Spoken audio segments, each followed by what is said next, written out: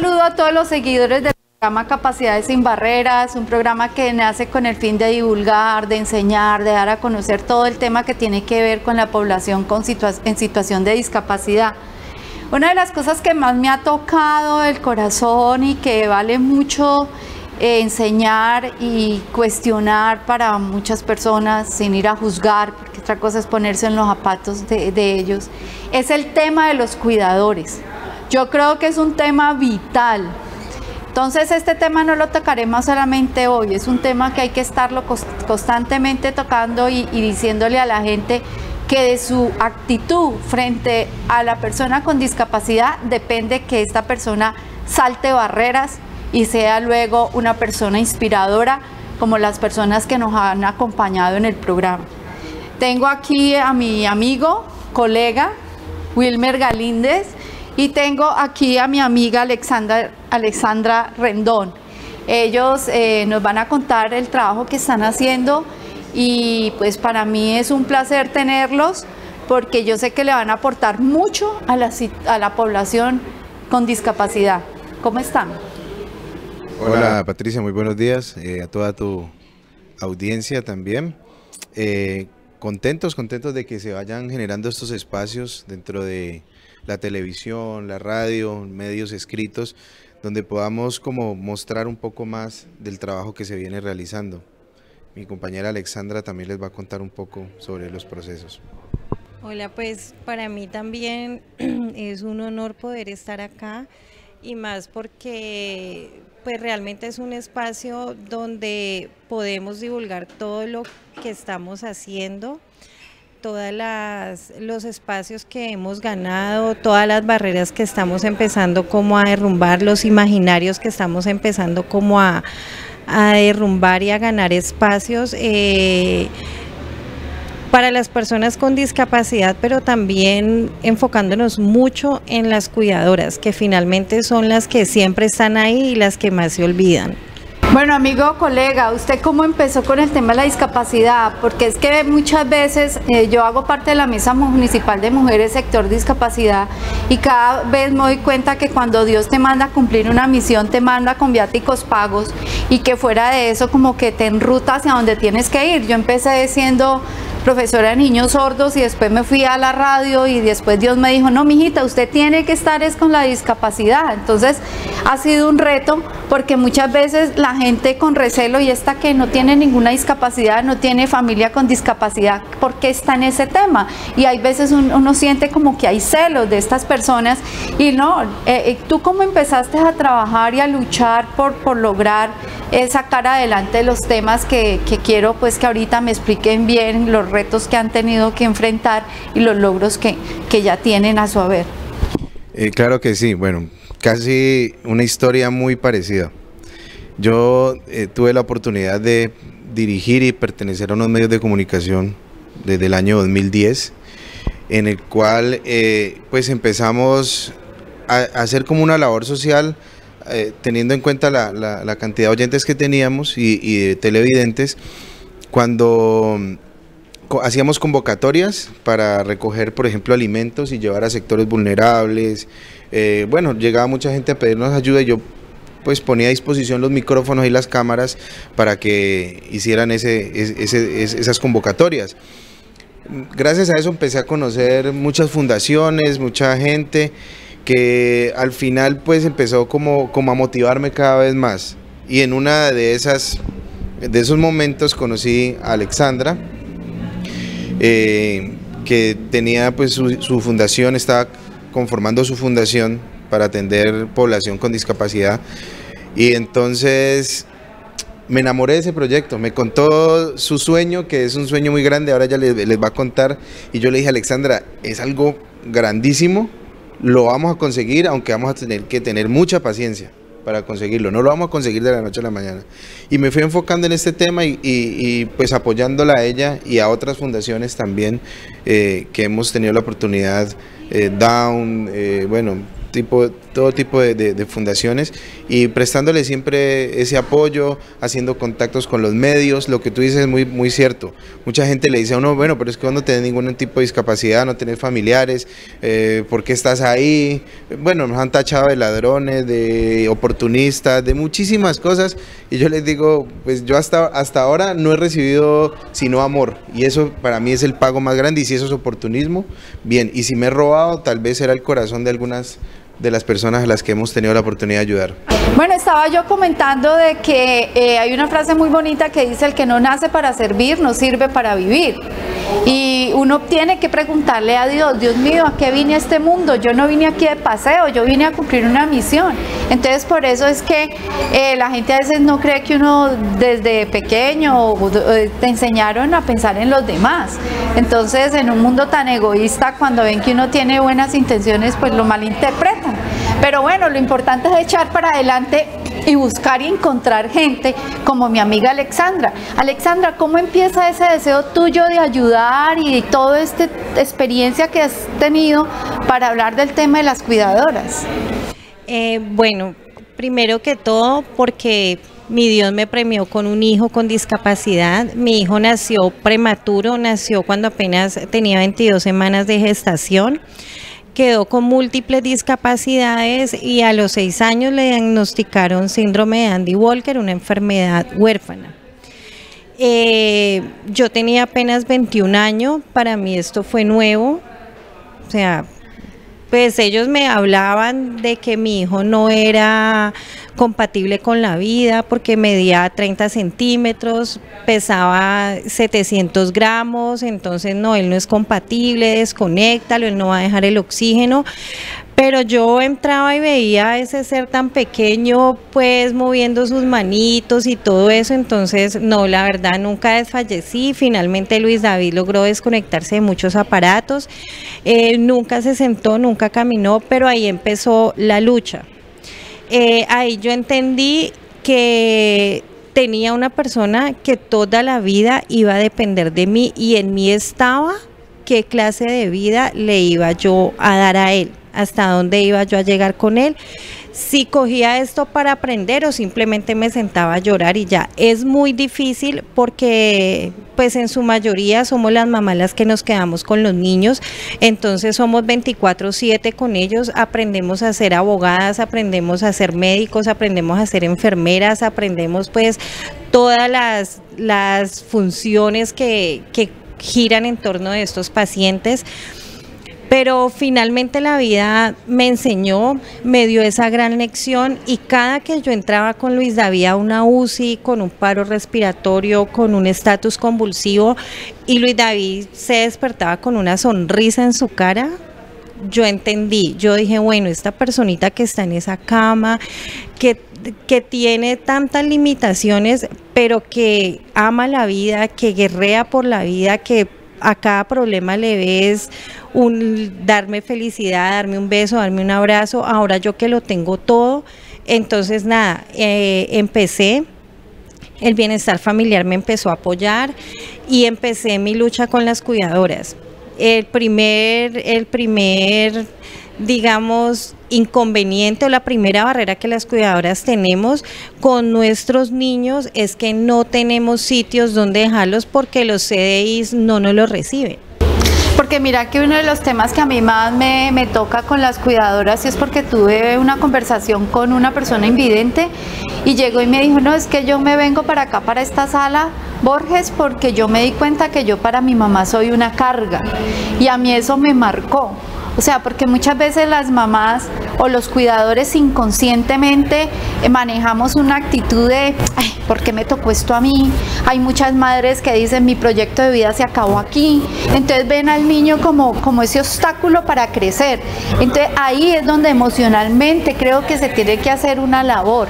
Entonces, amiga, por eso me identifico tanto contigo y sé que hay mucho para hacer. Entonces, pues síguenos contando cómo empezó pues ese caminar para lograr ahorita esta unión con Wilmer y hacer pues lo que están haciendo. Bueno, yo empecé en un programa del bienestar familiar que se llama Hogar Gestor. Es un programa direccionado a niños con discapacidad y sus mamitas, los niños que se están viendo vulnerados sus derechos. Entonces, yo en ese espacio lo que hice fue retroalimentarme toda la información. Ahí empecé a entender la norma, empecé a conocer de leyes, o sea, ahí me retroalimenté y salí de muchas, entre ellas que muchas de las cuidadoras, lo que tú dices, muchas dicen es que esto es una carga para mí, cuando no es así. Si tú buscas los espacios, si tú buscas los mecanismos, tú puedes crear tu proyecto de vida con tu hijo, que fue lo que finalmente yo hice con Luis David. Y cuando Luis David decidió irse, yo entendí. Y me quedaron mucho las palabras de una psicóloga que ella a mí me dijo: Alexandra, tu hijo te puede durar 100 años como te puede durar 1 año. Ahorita tú estás joven y puedes retomar tu vida sin descuidar a tu hijo. Pero ¿qué va a pasar si ya tienes 50 años cuando Luis David no está? Mire, este tema es muy emocionante y da para mucho, pero yo siempre tengo una frase que el que lo vive es quien lo siente. Entonces yo quiero que en la segunda parte del programa sean las personas con discapacidad las que les pregunten a ustedes, y pues ya al finalizar que Wilmer nos cuente todo lo que han logrado, pero quiero darle espacio a ellos porque ellos son los protagonistas del programa. Entonces invito a Lisa e invito a Andrés a que estén aquí en el set con ustedes, y pues ellos desde su situación, cómo han visto las cuidadoras. Estamos trabajando con Coldeportes, con Ernesto Lucena y con el presidente del Comité Paralímpico para que Colombia se convierta en el año 2021 en la sede de los Parapanamericanos. Colombia, Bogotá, será sede para el 2021 de las justas deportivas más importantes que jamás se hayan presentado en Colombia para la población con discapacidad. Estamos con toda.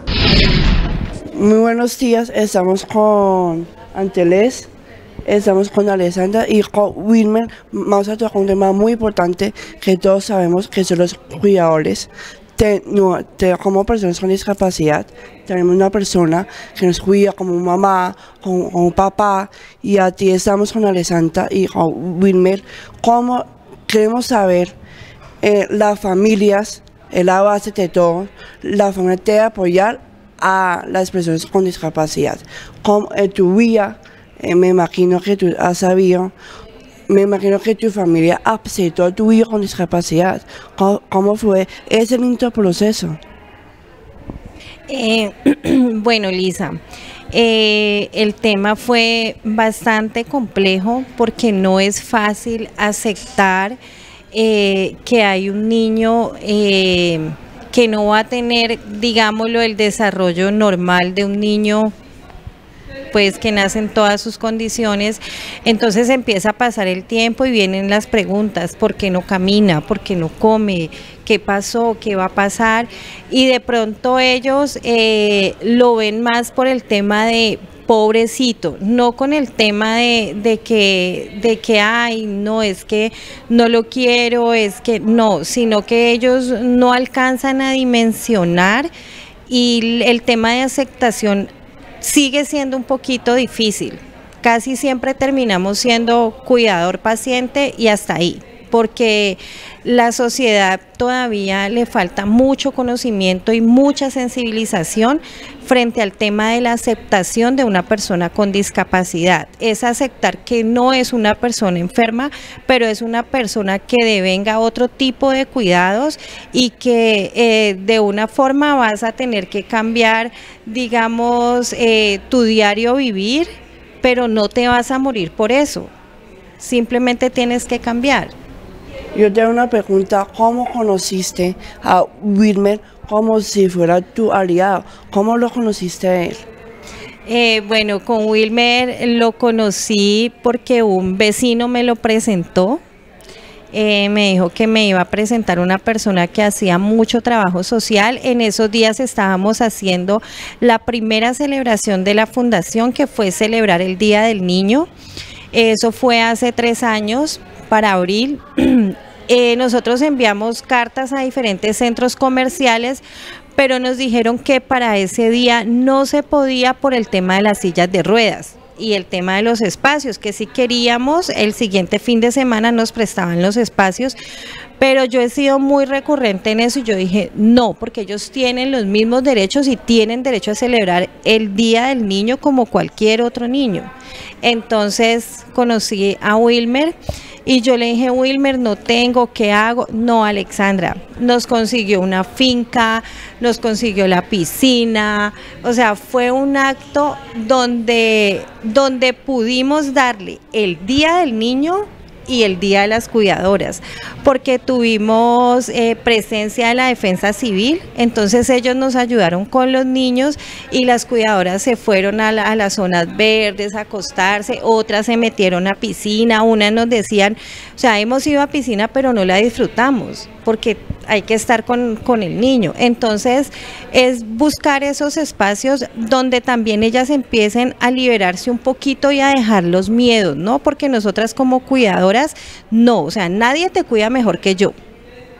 Entonces también es dejarlos ser a ustedes y que ustedes también vivan otro tipo de experiencias, que ustedes también se enfrenten a la vida, que ustedes también corran los riesgos, que ustedes también aprendan a ser fuertes y nosotras también aprender a darles esos espacios y dejarlos ser dentro de su condición, pero que ustedes puedan ser.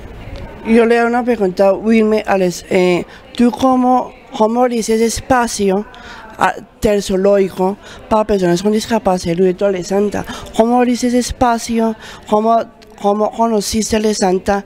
Y en que me imagino que tú sabes más bien como tú eres el trabajo social, ¿cómo pudiste abrir ese espacio al zoológico para que los niños de Alessandra puedan ir? Bueno, Lisa, lo del zoológico, primero te contesto el tema de Alexandra y con algo que decía hace rato Patricia, es que Dios va poniendo personas y situaciones en tu camino para que cada día pues podamos ser como mejor persona y tratar de servir y aprovechar pues nuestras posibilidades dentro de los medios para servirle a esta comunidad.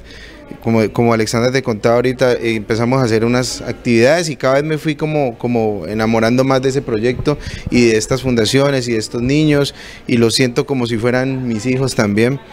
En diciembre, el Día Internacional de los Derechos Humanos, el 10 de diciembre, me dice Alexandra, tenemos una salida al zoológico. Ya compramos las entradas, les han hecho algún descuento, sí, creo que le han hecho un descuento, ya tenemos los buses, nos hace falta la comida. Entonces yo le dije, vale, yo me encargo de eso, dime. Entonces me dijo, no, pero es que es una dieta especial para los niños porque no pueden comer cualquier tipo de alimento. Entonces, bueno, me explicó, yo le dije, yo me encargo de la comida y de lo de los cuidadores. Cuando llegamos a las 11:30 de la mañana ya, resulta que la directora no estaba, entonces las personas que estaban encargadas ahí no nos autorizaron a ingresar. La única opción que nos dan era sacar los niños al parqueadero en un sol terrible, estaba ese día, a que comieran ahí. Yo estaba súper indignado, muy furioso ese día, entonces me puse a grabar y a hacer como una denuncia de la situación, de lo inhumanos que estaban siendo con estos niños. Se la envié a unos amigos de los medios de comunicación y se viralizó, empezaron a llamarme de emisoras, de canales de televisión, entrevistas con ella y conmigo. Entonces en una entrevista ya dice que qué pretendía yo.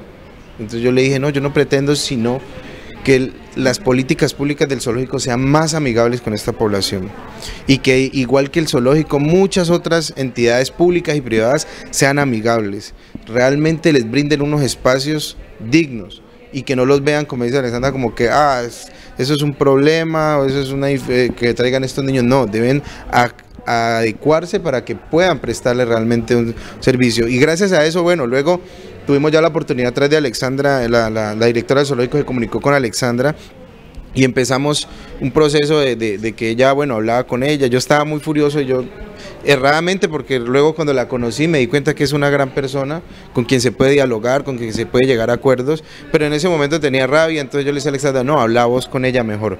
De tal manera luego nos pudimos sentar y organizar un poco el tema de las políticas internas del zoológico, de tal manera de que ahorita en adelante ningún niño en condición de discapacidad va a pagar el ingreso al zoológico.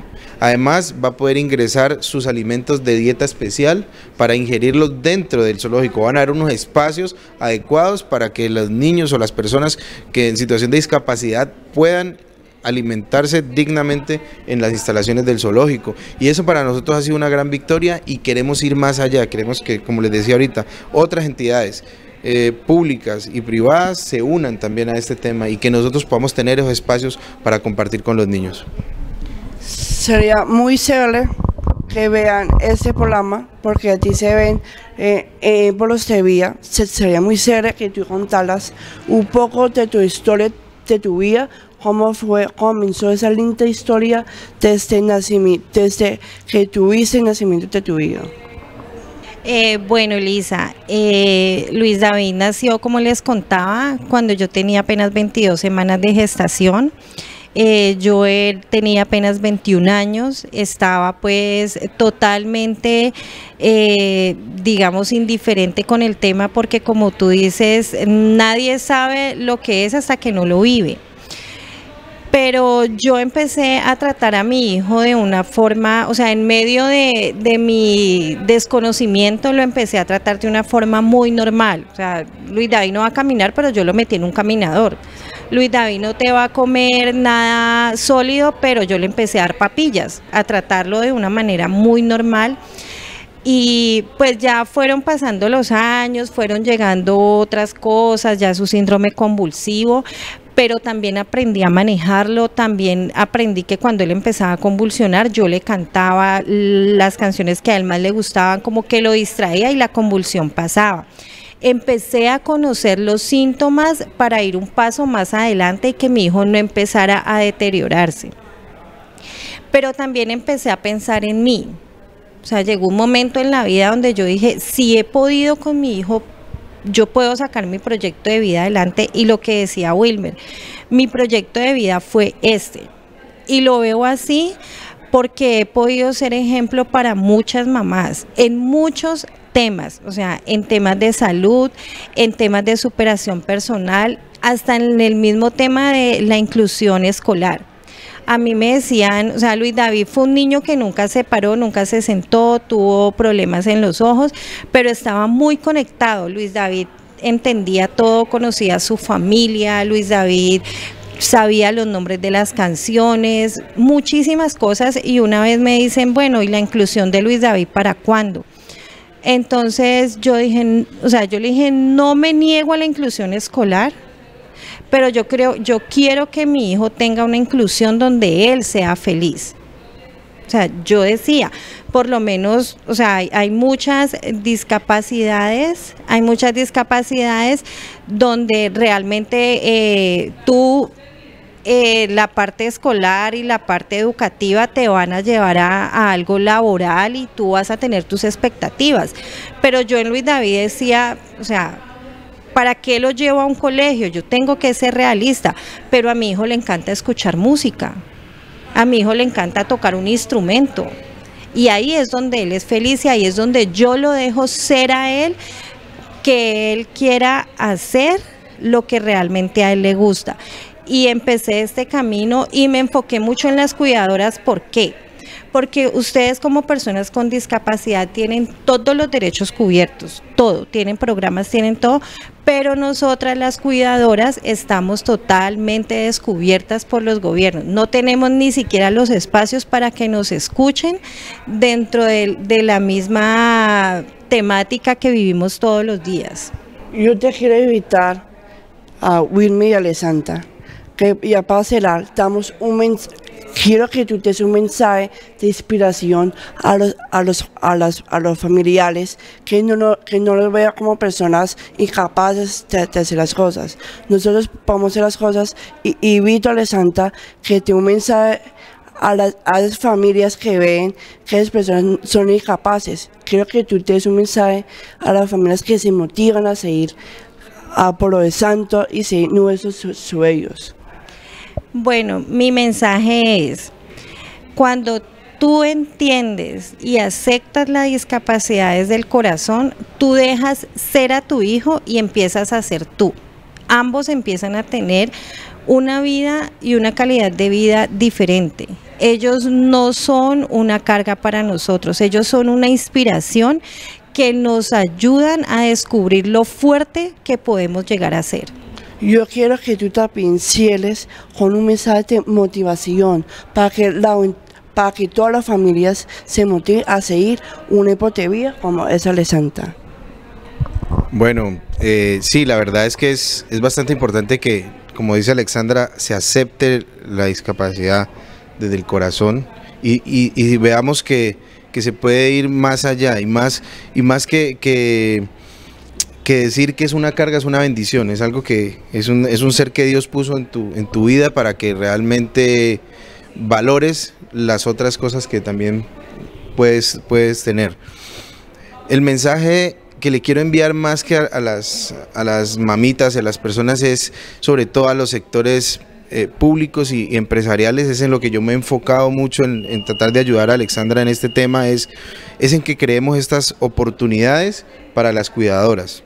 Alexandra decía ahorita, nosotros estamos desprotegidas, una cuidadora está en su gran parte del tiempo anclada a una casa para cuidar a su hijo o su hija, y no tiene oportunidades de desarrollo económico ni empresarial, lo cual la hace ser muy dependiente de su esposo o de la familia, que es la que puede salir a trabajar y responder por eso, y eso genera también en muchos casos un tema de psicológico, como que bueno, yo ya tengo que quedar aquí en la casa siempre, no voy a poder generar ingresos, no voy a poder hacer nada de esto. Entonces invitamos a que el sector empresarial brinde estas oportunidades de emprendimiento, que hay algunas empresas que tienen un tema de inclusión, que emplean a algunas personas con discapacidad que pueden desarrollar una tarea, ¿cierto? Nosotros, ¿a qué los invitamos? A que si, por ejemplo, muchas de las mamitas tienen niños con unas discapacidades múltiples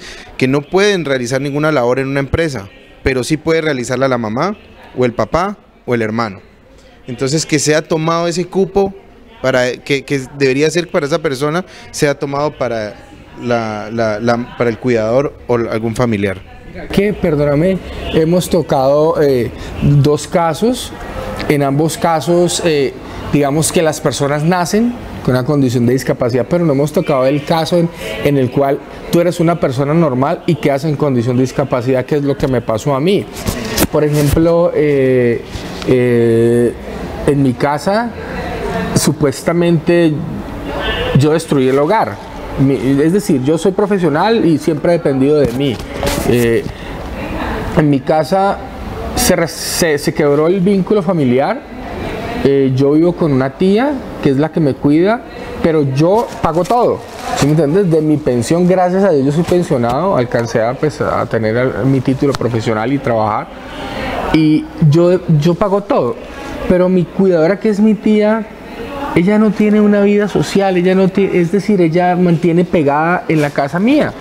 Así yo me vaya a trabajar, porque yo ahora trabajo, ella sigue en la casa.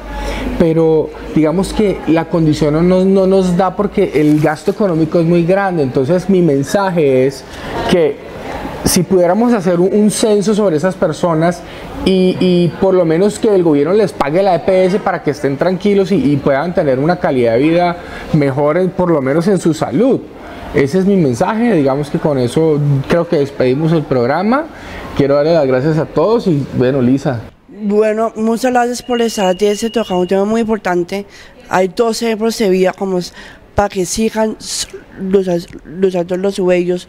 Es el ejemplo Anteles, está Alessandra, la compañera. Son ejemplos de vida. Aprovechemos esos ejemplos que están inspirándonos a todas las familias. Los invito a que vean ese programa. Muchísimas gracias.